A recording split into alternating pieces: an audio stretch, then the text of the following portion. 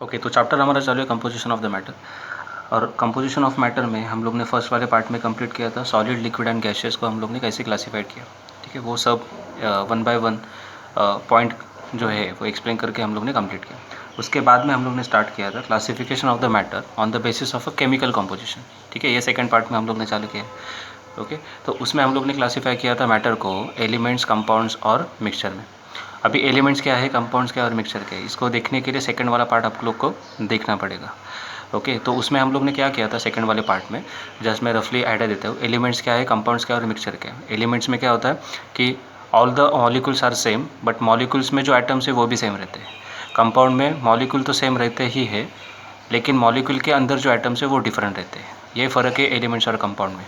और मिक्सचर में हम लोग ने देखा था, मिक्सचर क्या है कि दो डिफरेंट मॉलिक्यूल्स प्रेजेंट है, दो या दो से ज़्यादा डिफरेंट मॉलिक्यूल्स वहाँ पे प्रेजेंट रहेंगे। ऐसा नहीं है कि मॉलिक्यूल भी देखो यहाँ पे मॉलिक्यूल सेम था, यहाँ पे भी मॉलिक्यूल सेम थे, लेकिन मिक्सचर में मॉलिक्यूल ही डिफरेंट है समझ में। और फिर वन बाय वन हम लोग ने क्या किया था, ये जो पॉइंट्स है वो कवर किया था। एलिमेंट्स में ये 4 पॉइंट हम लोग ने कवर किया था, second, third, fourth and fifth वाला पॉइंट। ठीक है, उसके बाद में कंपाउंड्स में भी ये second, third, fourth and fifth वाला पॉइंट हम लोग ने कवर किया है सेकेंड पार्ट में। ठीक है, और उसके बाद में मिक्सचर का भी ये 4 पॉइंट हम लोग ने कवर किया था। ठीक है, फिफ्थ वाला पॉइंट तक हम लोग कंप्लीट किए।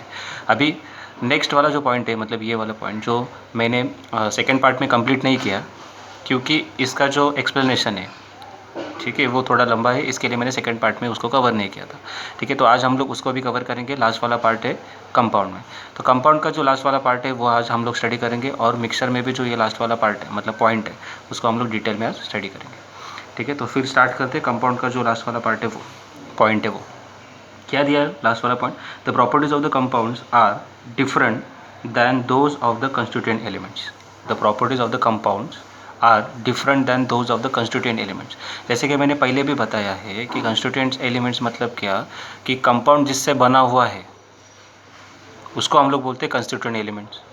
अभी किससे बना हुआ है, ये मॉलिक्यूल से बना हुआ है, तो ये जो मॉलिक्यूल का प्रॉपर्टीज़ रहेगा उससे कंपाउंड का प्रॉपर्टी डिफरेंट है। मॉलिक्यूल का प्रॉपर्टी कुछ अलग रहेगा, लेकिन इस मॉलिक्यूल से बना हुआ जो कंपाउंड है उसका प्रॉपर्टी कुछ अलग रहेगा। समझा। फॉर एग्जांपल, इसके लिए तो एग्जांपल लेना है हम लोग को। एग्जांपल, जैसे कि मैं एग्जांपल यहाँ पे लेता हूँ वाटर का। ठीक है, अभी देखो ये पॉइंट्स हम लोग कवर करेंगे तो ये पूरा पॉइंट समझ में आ जाएगा, लास्ट वाला पॉइंट कंपाउंड का। ठीक है, चलो फिर वाटर का एग्जाम्पल अभी लेते हैं। वाटर में क्या रहता है, H2। क्लियर, वाटर में मॉलिक्यूल कौन सा रहता है, H2। ठीक है, H2O, H2O, H2O।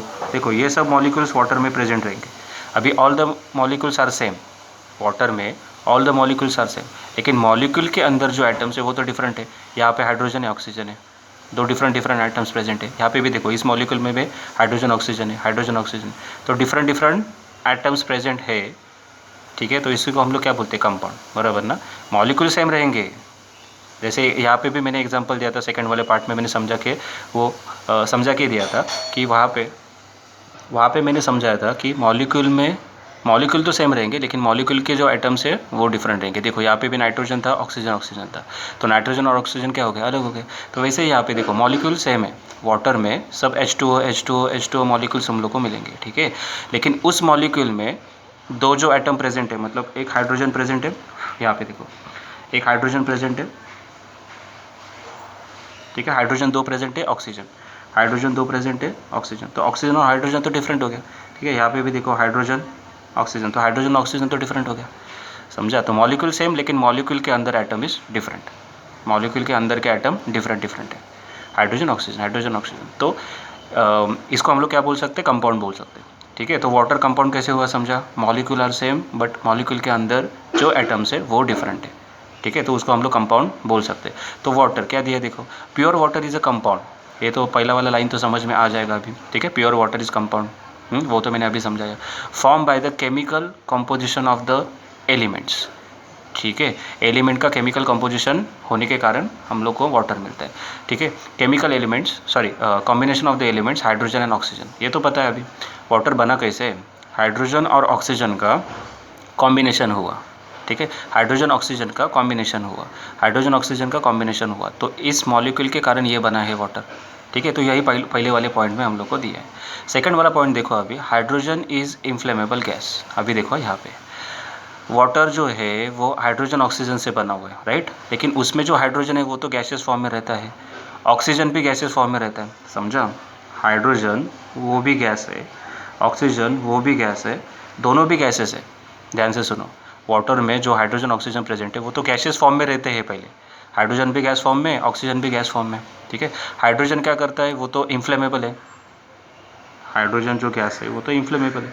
और ऑक्सीजन भी क्या करता है, कंबशन के लिए हेल्प करता है, जलने के लिए मदद करता है। ऑक्सीजन ऑक्सीजन जलने के लिए मदद करता है, हाइड्रोजन जलता है मतलब वो इन्फ्लेमेबल है, ठीक है। तो दोनों के पास प्रॉपर्टी कौन सा है, जलने का या कंबशन का प्रॉपर्टी हम लोग बोल सकते हैं, ठीक है। दोनों भी गैसेस है, हाइड्रोजन ऑक्सीजन, और दोनों के पास, एक के पास इन्फ्लेमेबल प्रॉपर्टी है, एक के पास कंबशन वाला, सपोर्ट करता है वो कंबशन को। कौन, ऑक्सीजन सपोर्ट करता है, हाइड्रोजन गैस खुद जलता है, ठीक है। तो मैं ओवरऑल बोल सकता हूँ कि इन दोनों के पास कंबशन वाला प्रॉपर्टी है।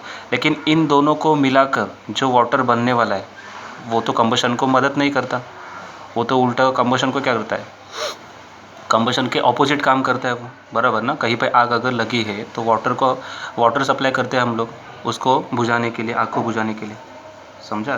तो वो लोग क्या बोल रहे हैं कि हाइड्रोजन ऑक्सीजन ये तो मदद करते हैं कंबशन के लिए, लेकिन कंबाइन होने के बाद जो वाटर बनता है, इन दोनों को कंबाइन होने के बाद जो वाटर बनता है उसका प्रॉपर्टी कुछ अलग है।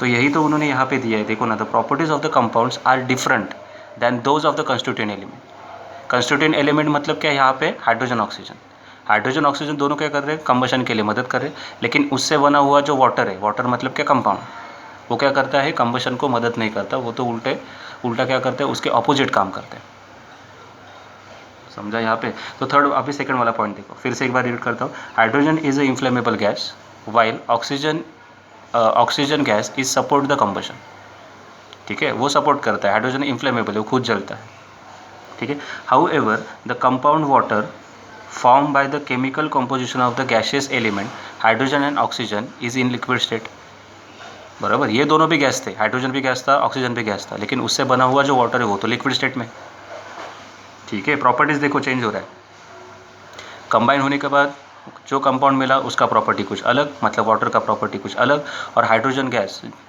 इनका प्रॉपर्टी कुछ अलग, ठीक है। So it is neither inflammable, water क्या है, इन्फ्लेमेबल नहीं है। वाटर इन्फ्लेमेबल होता है क्या, जलता है क्या वाटर, नहीं। तो water is neither inflammable nor does it support to the combustion, और वो कंबशन को सपोर्ट भी नहीं करता, उल्टा वो तो क्या करता है, उसको बुझाने का काम करता है। अगर कहीं पे आग लगा है तो उसको बुझाने का काम करता है water. On contrary it helps to extinguish the fire, देखो बुझाने का काम करता है वो। आग अगर कहीं पे लगी हुई है तो हम लोग वाटर का ही तो इस्तेमाल करते हैं, यूज़ करते हैं उसको बुझाने के लिए, समझा इधर तक। तो ये पूरा जो पॉइंट है ना वही बताने का कोशिश कर रहा है। तो properties of the compound are different, water का प्रॉपर्टी अलग रहेगा हाइड्रोजन एंड ऑक्सीजन से, ठीक है, क्लियर। तो कंपाउंड का प्रॉपर्टी अलग रहेगा, जो भी कंपाउंड यहाँ पे बना है, क्या बना है, कंपाउंड क्या बना है, वाटर, तो वाटर का प्रॉपर्टी अलग रहेगा हाइड्रोजन और ऑक्सीजन से, बस, ठीक है। तो आई थिंक ये लास्ट वाला पॉइंट आप लोगों को क्लियर होगा।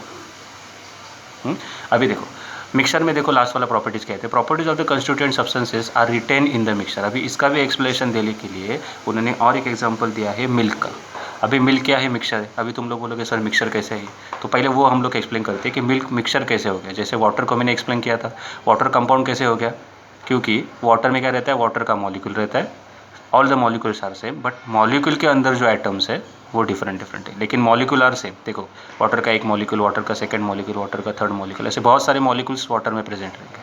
तो मॉलिक्यूल तो सेम है, जैसे यहाँ पे भी था nitrogen dioxide, nitrogen dioxide, nitrogen dioxide, सभी मॉलिक्यूल सेम है, लेकिन मॉलिक्यूल के अंदर जो एटम्स है वो डिफरेंट है, नाइट्रोजन ऑक्सीजन। वैसे यहाँ पे भी देखो हाइड्रोजन ऑक्सीजन, एटम डिफरेंट रहते हैं, और एलिमेंट में एटम भी सेम रहते हैं। देखो नाइट्रोजन नाइट्रोजन, नाइट्रोजन नाइट्रोजन, ये तो मैंने पहले भी एक्सप्लेन किया है सेकंड वाले पार्ट में, ठीक है। तो पहले हम लोग काम करते हैं, अभी मिक्सर का लास्ट वाला पॉइंट एक्सप्लेन करने के लिए पहले इसको रीड करते हैं, तो बाद में अपने आप ये जो मिक्सर का लास्ट वाला पॉइंट है वो भी समझ में आ जाएगा।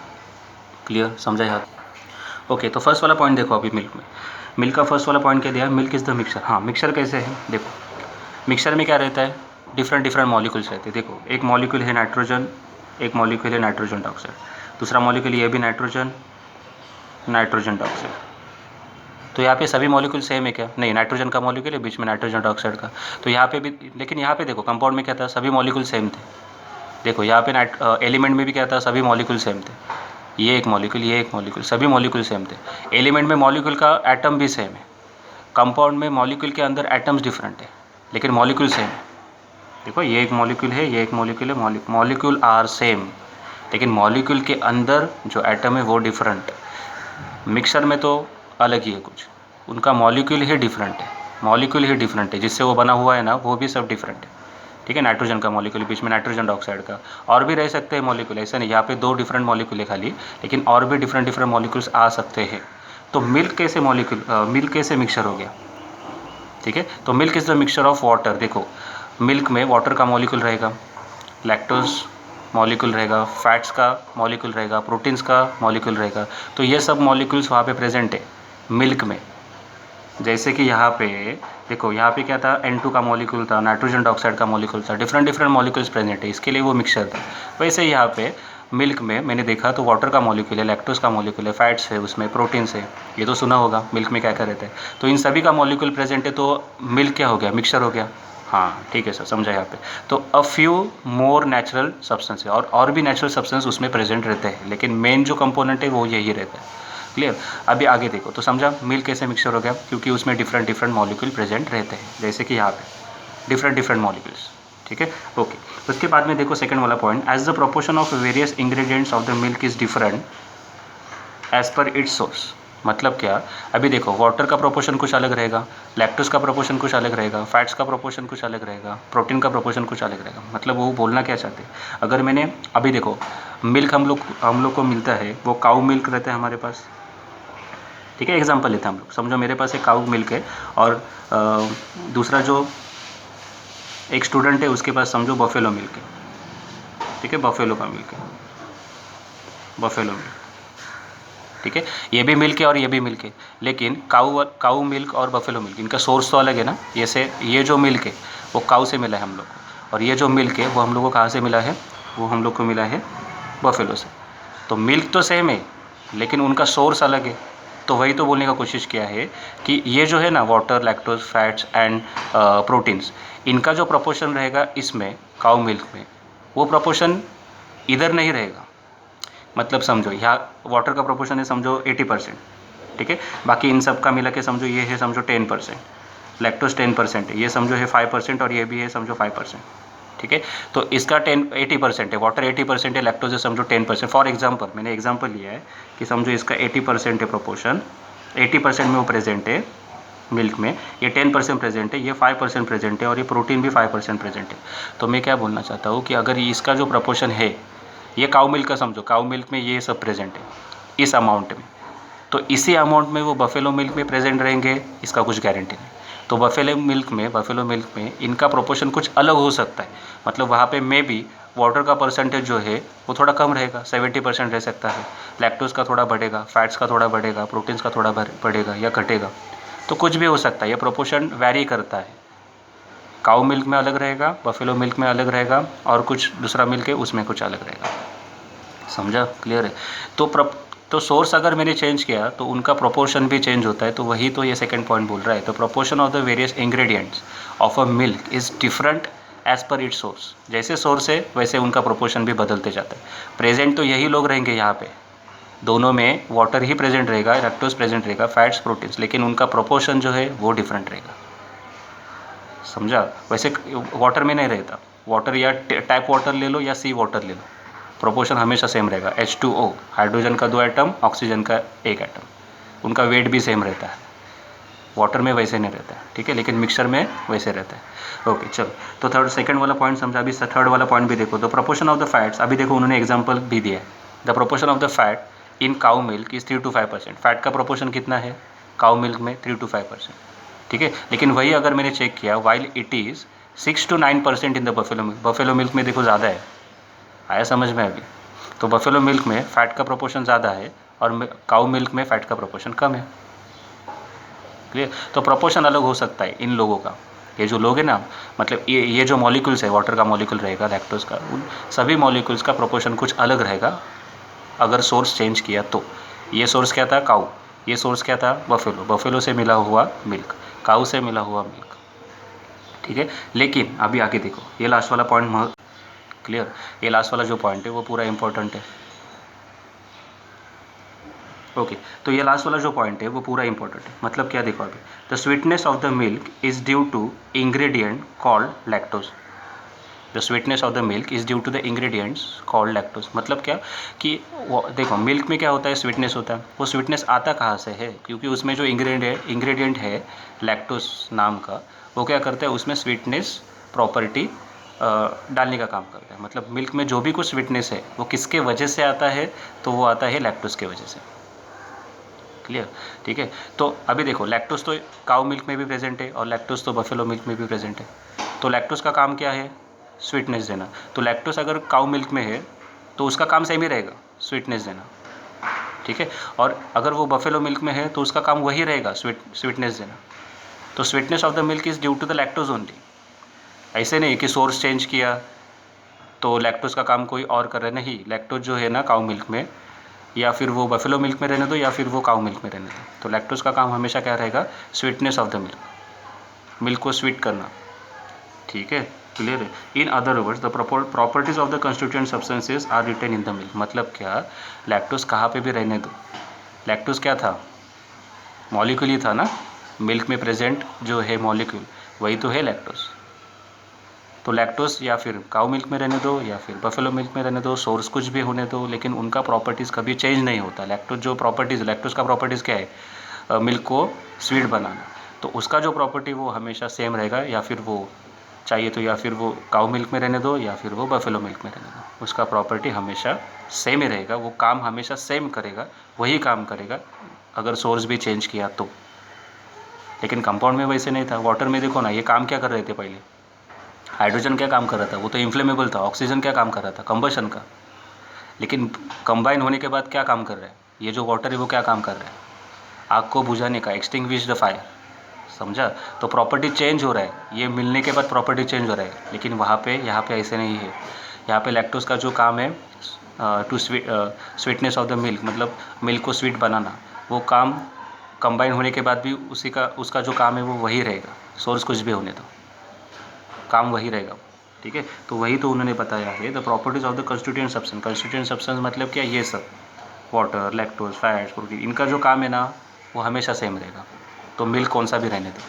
Properties of the constituent substances are retain in the mixture. Retain मतलब क्या, वही रहना, उनका काम वही जो पहले था वही अभी काम करेंगे। या फिर वो जो मिल्क है, काऊ मिल्क रहने दो या फिर बफेलो मिल्क रहने दो, उनका काम कभी चेंज नहीं होगा, इसका कंस्टिट्यूएंट सब्सटेंस का, ठीक है। तो I hope it is clear now, क्योंकि सेकंड वाला पॉइंट भी हम लोग ने कवर किया और उसका जो एग्जांपल था वो भी हम लोग ने कवर कर दिया इस पूरे पार्ट में। तो अभी देखो क्लासिफिकेशन ऑफ द मैटर भी हमारा कंप्लीट हुआ है on the basis of the chemical composition. अभी एलिमेंट क्या है, कंपाउंड क्या है और मिक्सचर क्या है, मतलब कौन कौन से एलिमेंट है, कंपाउंड कौन से रहते हैं, मिक्सचर कौन से रहते हैं, वो अभी डिटेल में जाएंगे हम लोग नेक्स्ट पार्ट में, ठीक है। तो अभी के लिए इतना ही, ओके।